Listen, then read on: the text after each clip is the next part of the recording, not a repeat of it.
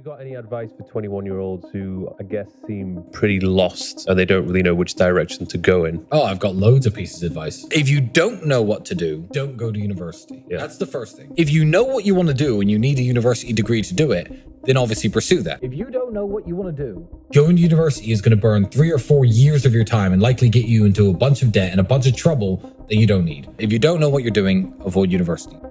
A lot of you that are probably watching would have already seen this clip, and some even agreed with what was said. And it's great to acknowledge that avoiding university might be the right choice for you if you don't know what to do. But the next question is really, what do you do instead? Now, without offending anyone that has gone down the traditional route of uni, as for some, it makes sense if you know you need it. But for me, I've always hated the idea of racking up student debts, to not be earning, and like most students, getting drunk every week. But I'm here to tell you that there is a way from the earliest of 18 years old to get multiple qualifications, get a stable salary, get real-life work experience, and all as yet have no debt. And with all of this in mind, it can be a much better alternative than the traditional route of uni that, in my opinion, from the experience I've had so far, has the potential to set you up for life. Sound really deep saying that. Also, the only reason why I'm sitting in the car, I'm currently in the process of moving house and making a setup. But yeah, for now, the car's gonna have to do. So for the past year, outside of my personal interests, I've been what is known as a degree apprentice. In short, a degree apprenticeship is a course that allows you to be contracted to work full-time for a company, get paid for your work while doing a degree, and have the degree completely paid for. And while the salaries completely vary dependent on the company you decide to work for, at the end of the day, instead of paying loads to attend university, you get paid to attend. Not long ago, I posted a short about how much I got paid as a degree apprentice. How much do I get paid as a degree apprentice? How much is that salary? Well, within my first year of being a degree apprentice, the annual starting salary for my course is £21,000, or the equivalent of $25,400, which is also £1,750 a month before tax, or the equivalent of $2,000 a month. But as you progress within the course, your salary only increases, and as well any potential bonuses and rewards dependent on your employer. And although it might not seem much to some, at an apprentice standard, taking into consideration that you get 20% study time off the job, so for example with my current role, I end up working 4 days a week and then spending the remaining day doing assignments, prepping for exams, or anything else related to uni, as well as then actually attending university. For my course specifically, we only do this 4 times a year in block learning weeks, or like other courses that I know of, some people go in once a week. But regardless of all of that, the apprenticeship is extremely good paying in comparison to most apprenticeships. Not only this, but I've been able to have experiences that university alone couldn't give you.